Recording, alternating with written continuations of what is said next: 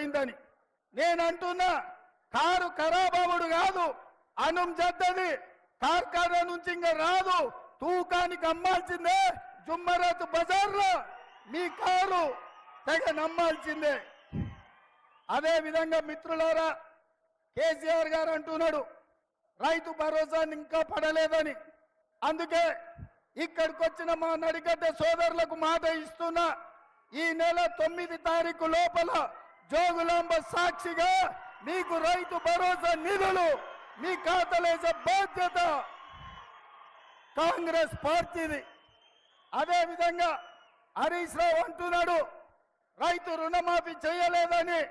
నేను మీ ద్వారా తెలంగాణ రైతాంగానికి నేను మాట ఇస్తున్నా, 15 ఆగస్టు లోపల 2 లక్షల రూపాయల రైతు రుణమాఫీ జోగులాంబ తల్లి సాక్షిగా తెలంగాణ రైతాంగానికి 2 లక్షల రుణమాఫీ చేసి ఈ రైతుల రుణం తీర్చుకుంటాం.